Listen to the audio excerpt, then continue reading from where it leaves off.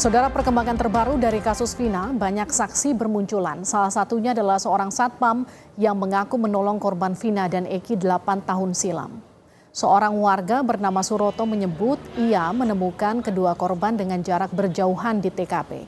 Suroto melihat pria yang diduga Eki sudah tidak bernyawa saat ditemukan, sementara ia mengaku perempuan yang diduga Vina masih hidup karena sempat meminta tolong padanya. Saat menemukan keduanya pertama kali, Suroto menduga keduanya jadi korban penganiayaan dan kekerasan karena melihat banyak luka di tubuhnya.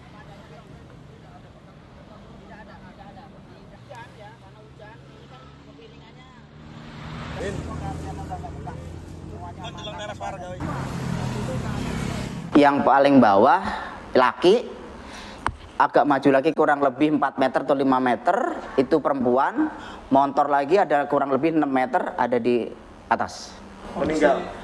Posisi yang laki saya pegang, saya tanya, dek, itu sudah nggak jawab, langsung saya vonis, wah ini udah meninggal. Dari kepala, dari badan, dari mana? Nah, pokoknya sekujur tubuh itu dulu tuh banyak lukanya, Pak. Dari dua korban itu? Dari dua korban itu. Saya langsung fokus ke perempuan. Karena dia minta tolong tuh. Iya deh, aku bilang sabar ya, mobilnya lagi meluncur ke sini, nanti dibawa ke rumah sakit. No. Motor tidak apa-apa, tapi banyak luka, ya Mak ya. Kalau orang jatuh umumnya paling kan besot-besot bleret dan patah, ya Mak ya. Itu mukanya nggak laki, nggak perempuan, lebam semua kayak. Kakak Vina, Marliana, mengaku tidak mengenali Liga Akbar yang diperiksa kesaksiannya karena di persidangan ikut disebut dikejar oleh geng motor bersama Vina dan Eki. Marliana menyebut banyak saksi yang dulu tidak pernah ada di persidangan, tetapi banyak bermunculan saat ini. Justru ini ya, saat dulu, proses dulu itu saya mencari informasi itu minim, saksi-saksi pun minim dulu ya. Tapi setelah sekarang viral, saksi banyak bermunculan. Itu yang bikin sedikitnya keluarga bingung, harus percaya sama siapa gitu. Itu sih. Termasuk Liga Akbar? Mungkin, termasuk dia juga gitu. Liga Akbar pernah dengar nggak namanya dulu? Nggak pernah sih. Jadi memang balik lagi Mas, saya sama teman-temannya adik saya itu yang di luaran sana tidak pernah kenal. Jadi nggak pernah dengar nama ini, nggak pernah, ini bukan temennya, nggak pernah tahu. Saya tahunya hanya teman-teman yang di rumah. Saksi lain pun bermunculan. Salah satunya seorang satpam yang mengaku menolong korban Vina dan Eki 8 tahun silam. Seorang warga bernama Suroto menyebut dirinya menemukan kedua korban dengan jarak berjauhan di TKP. Suroto melihat pria yang diduga Eki sudah tidak bernyawa saat ditemukan. Sementara ia mengaku perempuan yang diduga Vina masih hidup karena sempat meminta tolong kepadanya. Saat menemukan keduanya pertama kali, Suroto menduga keduanya menjadi korban penganiayaan dan kekerasan karena melihat banyak luka di tubuhnya. Yang paling bawah laki, agak maju lagi kurang lebih 4 meter atau 5 meter itu perempuan, motor lagi ada kurang lebih 6 meter ada di atas. Meninggal. Posisi yang laki saya pegang, saya tanya, dek, itu sudah nggak jawab, langsung saya vonis, wah ini udah meninggal. Dari kepala, dari badan, dari mana? Nah, pokoknya sekujur tubuh itu dulu tuh banyak lukanya, Pak. Dari dua korban itu? Dari dua korban itu. Saya langsung fokus ke perempuan. Karena dia minta tolong tuh. Iya deh, aku bilang sabar ya, mobilnya lagi meluncur ke sini, nanti dibawa ke rumah sakit. No. Motor tidak apa-apa, tapi banyak luka, ya Mak ya. Kalau orang jatuh umumnya paling kan besot-besot bleret dan patah, ya Mak ya. Itu mukanya nggak laki, nggak perempuan, lebam semua kayak habis disiksa, dipukul, di apa gitu. Hingga kini, polisi terus mendalami peran Peggy, tersangka kasus pembunuhan Vina dan Eki, dengan memeriksa saksi dan mengumpulkan bukti. Sementara itu, penasihat hukum Peggy tengah mengupayakan upaya penangguhan penahanan dengan mendatangi Polda Jawa Barat. Tim penasihat hukum Peggy juga mempertanyakan salinan berita acara pemeriksaan atau BAP Peggy yang belum diberikan oleh penyidik Polda Jawa Barat, termasuk rencana tes psikologi untuk keluarga Peggy. fakta yang ada nih bahwa salinan BAP sampai saat ini belum ada. Padahal ini kan waktu waktu terus berjalan ya. Waktu terus berjalan berkenaan dengan penahanan sementara untuk klien kami, yaitu PS. Ini ada informasi dari pihak kepolisian, dari pihak penyidik terutama, bahwa hari Sabtu nanti, hari Sabtu besok ini, berarti tanggal 8 ya, itu pihak penyidik akan mengundang ibunya Peggy. Ibunya PS ya, saya ralat ibunya PS dengan bapaknya. Nah, itu katanya akan diadakan tes psikologi. Saya nggak paham ini tes psikologi, apa yang dimaksud oleh pihak penyidik. Tapi oke lah, kita ikutin itu selama itu memang prosedural. Meski telah berlalu 8 tahun, polisi perlu mengungkap kasus pembunuhan Vina secara transparan dan ilmiah berbasis sains untuk keadilan bagi keluarga korban. Tim Liputan, Kompas TV. Saudara, banyak saksi bermunculan yang membuat keluarga Vina, korban pembunuhan di Cirebon 2016 silam, jadi bingung. Bagaimana kesaksian baru ini mampu mengungkap kasus pembunuhan Vina dan Eki. Kita akan bahas bersama staf ahli Kapolri Arianto Sutadi. Pak Arianto, selamat malam. Selamat malam Mbak Olivia, selamat malam para pemirsa. Kita juga akan sapa penasihat hukum keluarga Vina, Putri Maya. Selamat malam Mbak Putri. Selamat malam Mbak, selamat malam Pak Arianto. Saya ke Mbak Putri dulu ya. Mbak Putri, ini banyak saksi yang belakangan muncul, ada yang bahkan tidak dikenali karena dari awal kasus tidak muncul, tiba-tiba memberikan kesaksian, termasuk Liga Akbar yang diklaim kakak Vina ini tidak diketahui sama sekali siapa dia, dan juga Suroto yang katanya mengevakuasi dan menemukan Vina dan Eki pertama kali ketika kejadian. Apa respon keluarga soal itu Mbak Putri? Iya, memang akhir-akhir ini banyak sekali bermunculan saksi-saksi yang seolah-olah menganggap mengetahui ya kejadian tersebut.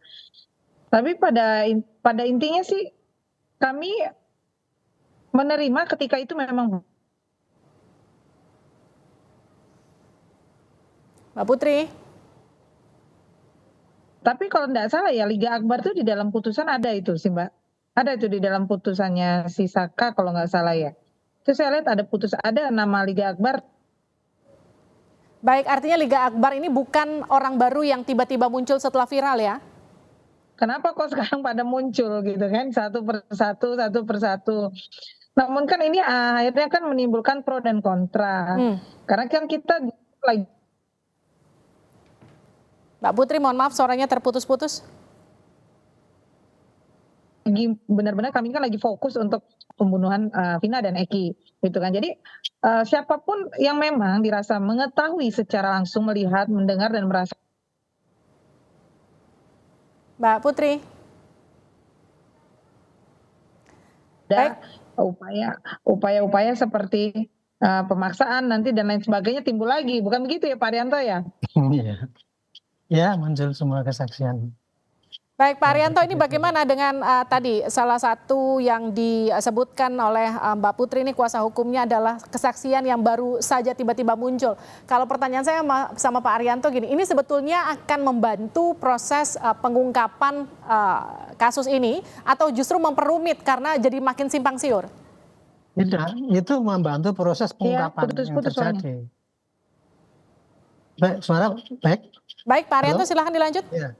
Jadi apa keterangan-keterangan yang bermunculan itu justru akan membantu terungkapnya kasus ini. Kan kasus ini diduga bahwa yang dulu yang sudah divonis itu kasus yang nggak benar kan gitu, asumsi publik kan sekarang gitu ya.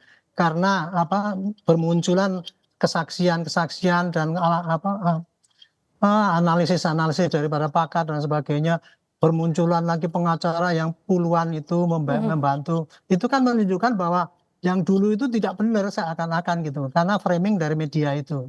Nah sekarang kalau bagi penyidik ya, sekarang ini fokus kepada yang PG ini, itu ya. PG sudah ditetapkan sebagai tersangka, hanya berdasarkan tadinya keterangan AF ataupun si Mel dan sebagainya. Kira-kira itu ya, ditambah dengan bukti-bukti yang lain. Polisi waktu itu sehingga tentukan sebagai tersangka. Nah sekarang bermunculan kan keterangan yang mematahkan keterangan si AF dan Mel yang memberatkan itu. Bermunculan ke sana sini, bermunculan kesana sini, termasuk juga tadi kesehatan Pak Suroto tadi. itu kesaksiannya itu menerangkan bahwa itu bukan kasus kecelakaan. Nah ini saya lega karena meredakan orang-orang berasumsi bahwa tadinya itu kasus kecelakaan, ternyata kan bukan. Memang itu penganiayaan gitu. Nah sekarang tugas polisi adalah jangan lagi pakai model-model pembuktian atau membuat berita acara yang seperti dibuat pada tahun 2016 dulu. Oke. Di 2016 dulu itu kalau pandangan saya kurang lebih itu ya, itu polisi kurang menambah dengan bukti-bukti yang saintifik sehingga sekarang ini dipatahkan oleh pencabutan keterangan saksi. Nah kebetulan ya yang dulu polisi tidak salah karena apa? Sudah maksimal membuat berita acara dan itu pun diterima oleh jaksa, dianggap benar sehingga bisa diteruskan menjadi penuntutan dan akhirnya divonis oleh hakim. Itu artinya penyidikan polisi waktu itu sudah baik gitu. Cuman ternyata bahwa penyidikan yang seperti itu gara-gara diputus oleh hakim dan kemudian sekarang muncul berita-berita yang kontra kayak gitu kan dipertanyakan benar apa enggak nih? Wah ini berarti ini rekayasa ini. Itulah yang sekarang tugas kita ini harus mencari kembali ya apa yang betul-betul terjadi yang dulu sih gitu. Tapi kalau untuk yang kinerja tahun 2016 itu nggak usah dikoreksi lagi. Kalau mau ngoreksi ya pakai PK aja. Jadi keterangan-keterangan tadi ya yang lihat, yang kemudian mengatakan apa alibinya si Peggy di sini dan sebagainya, itu nanti jadikan temuan. Tolong para pengacaranya itu jadikanlah sebagai PK untuk membatalkan putusan yang dulu itu masih bisa kalau menurut saya sih. Oke. Mbak Putri diminta PK untuk batalkan putusan yang dulu, gimana tuh Mbak Putri? Iya, sejauh memang bisa membuktikan, kan PK itu kan nggak cuma hanya mengajukan PK tanpa ada novum baru, ya toh. Novum baru itu tidak yang belum dihadirkan saat persidangan. Kalau seandainya sekarang para narapidana ingin melakukan PK ya silahkan saja karena itu memang hak hukumnya, ya kan, tidak ada masalah sejauh memang bisa membuktikan bahwa apa yang menjadi tuduhan dan vonis tersebut bisa dipatahkan dalam artian bisa membuktikan semua itu memang mereka tidak bersalah ya silahkan saja sah-sah saja begitu, tidak ada larangan, memang itu memang upaya hukumnya seperti itu Mbak. Tapi kalau keluarga sendiri melihat banyaknya saksi yang belakangan bermunculan, kemudian jadi klaim sana-sini bahwa seolah-olah mereka hadir di lokasi melihat langsung, tapi selama ini tidak pernah terlihat. Ini memperumit kasus ini atau sebetulnya membantu? Kalau keluarga sendiri melihatnya gimana?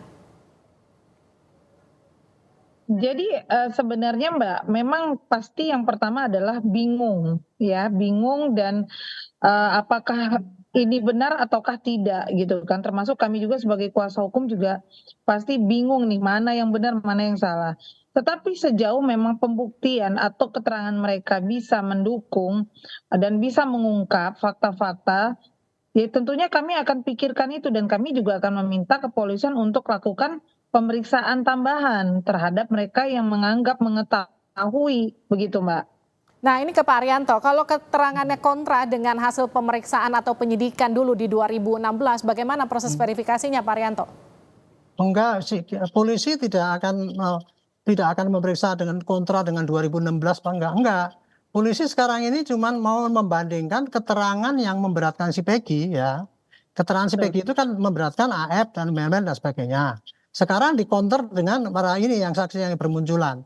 Nah pasti polisi akan memeriksa kembali ini saksi daripada si Mel atau AF itu berkualitas apa tidak gitu.